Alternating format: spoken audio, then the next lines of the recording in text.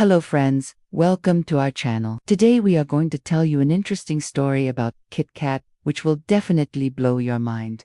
So, let's begin. The year is 1935 and a young man named Arthur Rowntree is standing in front of a group of co-workers at the Rowntree's chocolate company. The company had just been sold by his family to a large holding company, and now he is nervously waiting for the new owners to announce their plans for the future of the business. The new owner was a businessman named Peter S. Cadbury, who owned the Cadbury chocolate empire. As Peter approached the podium, the employees were worried that they would be laid off, or that their wages would be cut, but Peter shocked them all when he announced that there would be no changes to the company at all. In fact, he said that he had purchased the company simply because he admired it so much and wanted to ensure its continued success. He promised the employees that he would do everything in his power to make sure that they had job security and that the company would continue to grow and prosper. Peter kept his word, and the company went from strength to strength. Under his ownership, the factory expanded and the workforce grew, and within just a few years,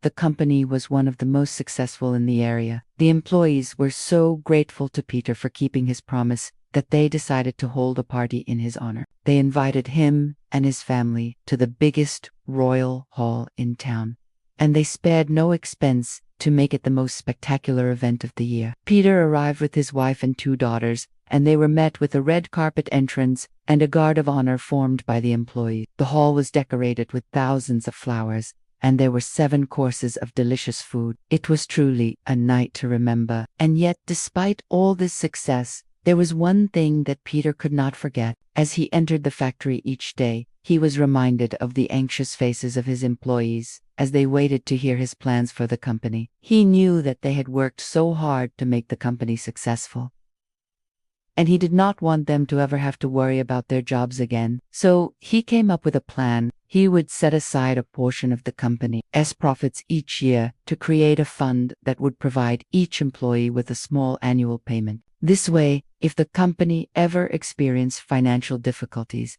they would have something to fall back on. At first, the employees were skeptical. They had heard promises from other employers in the past, and they did not want to get their hopes up again. But Peter was persistent, and he eventually convinced them to go along with his plan. For several years, nothing happened. The company continued to grow and prosper, and the employees were able to enjoy their annual payments without any worries. Then suddenly, in 1945, everything changed. The Second World War had come to an end, and people all over the country were celebrating. But in the chocolate industry, there was a shortage of cocoa beans. This meant that production costs were higher than ever, and many companies were struggling to stay afloat. The Rowntree Company was one of them. Profits were down, and they were forced to lay off some of their employees. But thanks to Peter's foresight, these employees were able to rely on their annual payments to get by. In the meantime, Peter was working hard to find a solution to the cocoa bean shortage. He knew that if he could find a way to get more cocoa beans, he could save his company and put people back to work. After months of searching, he finally found a supplier in Africa who was willing to sell him some of their beans. But there was a problem. The supplier wanted to be paid in pounds, shillings, and pence,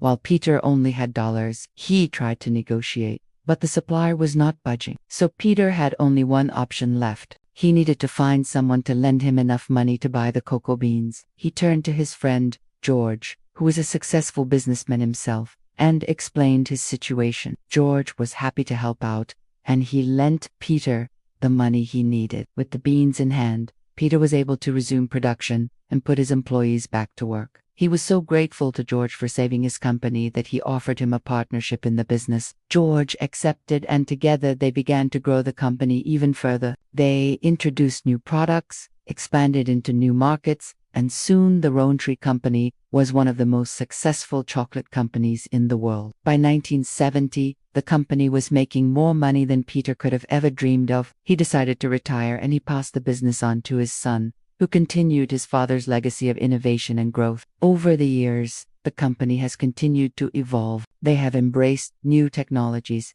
experimented with new flavors and ingredients, and responded to the changing needs of their customers. But through it all, they have never forgotten the values that Peter set forth all those years ago. They have remained committed to quality, innovation, and customer satisfaction. And these values have made them the successful company they are today. In the years since Peter's death, his story has become legend in the chocolate industry. He is remembered as a man who was ahead of his time, a man who put his employees first, and a man who was willing to take risks to ensure the future of his company. His story is a reminder that success is not just about making money, but also about making a difference in the world. Peter may be gone, but his legacy lives on in the company he founded and in the hearts of everyone who knew him. Now, let's move on to the next part of the video. Have you ever wondered why KitKat is called Kit? It turns out that the name has a very interesting story behind it. When Nestle first released the candy bar in 1935, it was called Ro. However, after a few years, they decided to change the name to something that would be easier to remember and pronounce. They wanted a name that was short,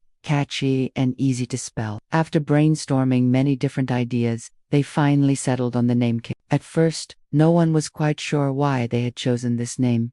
It didn't seem to have any particular meaning or significance. However, over time, people began to speculate that the name KitKat may have been inspired by the sound that the candy bar made when you broke it in half. When you bite into a KitKat and break it apart, you can hear a distinct cracking sound that some people say resembles the name being spoken. Of course, this is just a theory and there is no concrete evidence to support it. But it makes sense given the fact that Nestle was trying to come up with a name that was both memorable and unique. Another theory is that the name KitKat was chosen because it sounded like a fun, playful snack that would appeal to children. This is also supported by the fact that the candy bar was originally marketed towards kids. In the early days, KitKat bars were often given out as prizes at carnivals and other special events. In addition to the name, Nestle also chose a font for the KitKat packaging that was designed to look like a childish drawing. This further reinforced the image of the candy bar as being fun and playful. Regardless of the true origin of the name,